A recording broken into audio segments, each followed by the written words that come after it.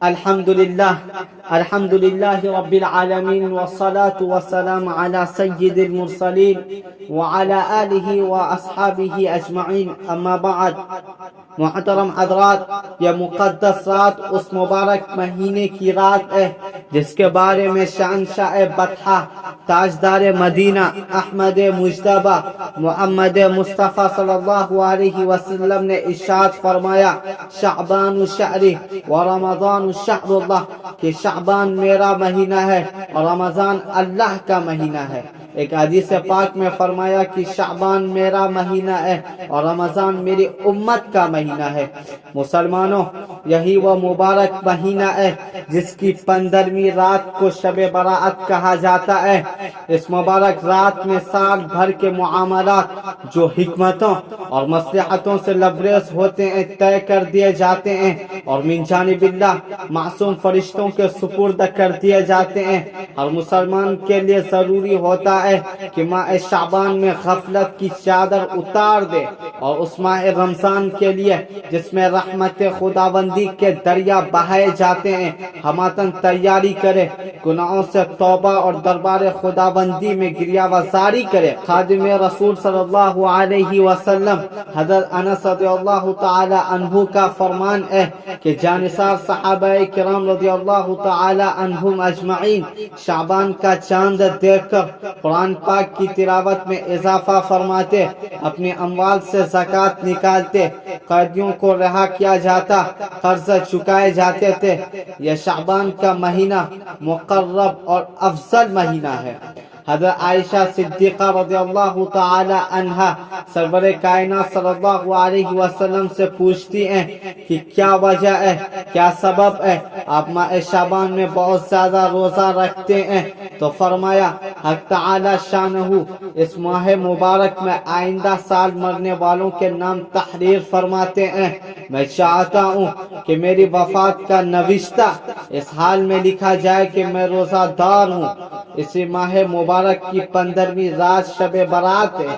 یہ وہ مبارک رات ہے جس میں رب ذوالجلال رحمتوں کے دروازے کھول دیتا ہے، جس میں اللہ پاک کی تجلیات کا آسمان دنیا پر نزول ہوتا ہے، جس میں آئندہ سال مرنے والوں کا نام لکھے جاتے ہیں، جس میں انعامات کی بارش ہوتی ہے، جس میں رحمتیں تقسیم نہیں لٹائی جاتی ہیں، جس میں اعلان عام ہوتا ہے کہ ہے کوئی استغفار کرنے والا اس کی مغفرت کی جائے، ہے کوئی روزی مانگنے والا اسے روزی دی جائے، ہے کوئی مصیبتوں میں گرفتار ہونے والا اسے نجات عطا کی جائے۔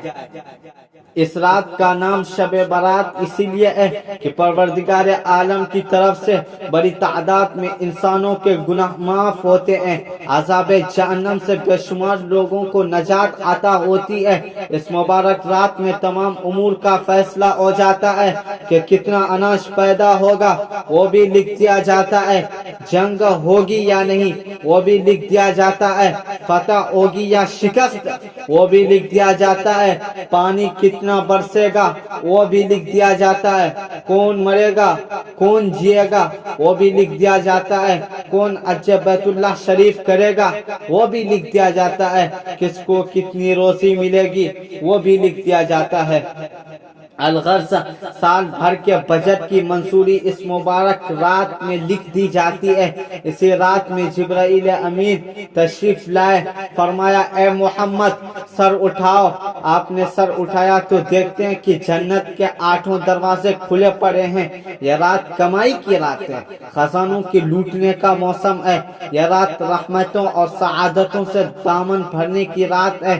اس رات میں احکم الحاکمین کا دربار رحمت کھلا رہتا ہے۔ یہ رات ندامت و شرمندگی کے ساتھ آنسو بہانے کی رات ہے، گناہوں کو معاف کرانے کی رات ہے۔ محترم حضرات، شب برات عید بقرعید کی طرح کوئی تہوار نہیں، کوئی جشن نہیں، بلکہ اس کی حقیقت یہ ہے، یہ مقدس رات ہے۔ نبی اکرم صلی اللہ علیہ وسلم اس رات میں زیادہ عبادت فرماتے، قبرستان تشریف لے جاتے، مردوں کے لیے دعائے مغفرت کرتے اور دوسرے دن روزہ رکھتے تھے۔ مگر افسوس صد افسوس کہ جس مقدس رات میں عبادت کرنی تھی ہم گناہوں کے کام کرتے ہیں، ہم شب برات رات میں جاگتے ضرور ہیں مگر ہمیں پتہ نہیں کہ کس طرح جاگنا ہے۔ مسلمانوں کو چاہیے کہ شب برات سنت رسول کے مطابق منائیں، عبادت کریں، نوافل پڑھیں، قرآن پاک کی تلاوت کریں، گناہوں سے مغفرت طلب کریں، قبرستان جائیں، اس لیے کہ قبرستان جانے سے سنت رسول زندہ ہوتی ہے، موت کی یاد تازہ ہوتی ہے، دلوں میں نرمی پیدا ہوتی ہے، قلب و جگر اور دل و دماغ میں یہ بات پختہ ہوتی ہے کہ یہ دنیا دار فانی ہے، آخرت کی یاد تازہ ہوتی ہے، اس کا دھیان میسر آتا ہے۔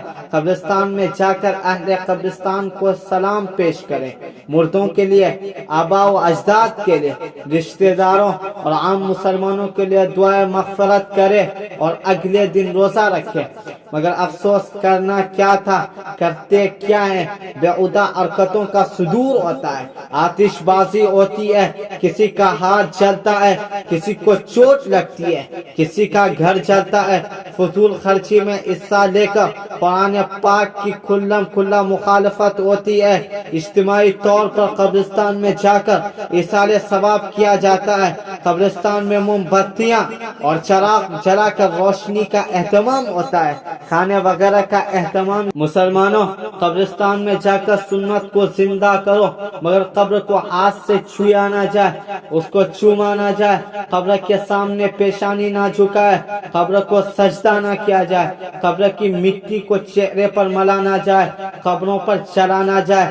عقبہ بن عامر رضی اللہ تعالی عنہ صحابی رسول ہیں، ان کا فرمان ہے کہ میں آگ پر چلوں جس سے پیر جل جائے، یا ننگی تلوار کی تیز دھار پر اپنا پیر رکھ دوں جس سے پیر کٹ جائے، مجھے یہ پسند ہے، مجھے یہ گوارا ہے، بجائے اس کے کہ میں قبروں پر چلوں۔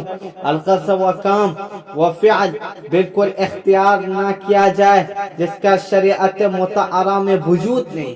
میرے پیارے دوستو، یہ دنیا دار الامتحان ہے، اس کی مثال ایک ہوٹل اور سرائے کی سی ہے جس میں انسان چند روز مسافر کی طرح قیام کرتا ہے۔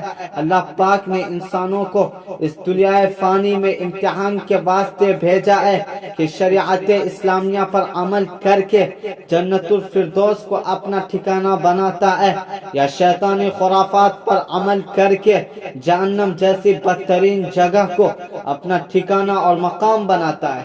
ہماری منزل مقصود آخرت کی منزل ہے، ہمیں اس کی مکمل تیاری کرنی ہے۔ کسی نے خوب کہا ہے، آخرت کے واسطے سامان کر غافل، آخرت کے واسطے سامان کر غافل، مسافر شب کو اٹھتے ہیں جو جانا دور ہوتا ہے۔ مسلمانوں، اپنی اولاد، گھر، خاندان والوں کو اس مقدس رات میں گناہوں اور خرافات سے بچاؤ، جیسا کہ اللہ پاک نے فرمایا، یا ایھا الذین آمنوا قوا انفسکم واہلیکم نارا، اے ایمان والو، اپنی جان کو اور اپنے گھر والوں کو آگ سے بچاؤ۔ بارگاہ رب العزت میں دعا کیجیے کہ اللہ پاک ہم کو اور تمام مسلمانوں کو اس مبارک رات کی قدردانی نصیب فرمائے، اس کی عظمت و فضیلت کا احساس عطا فرمائے، بدعات و خرافات سے بچا کر سنت رسول پر عمل کی توفیق مرحمت فرمائے، آمین ثم آمین۔ وما علینا الا البلاغ وآخر دعوانا ان الحمد للہ رب العالمین۔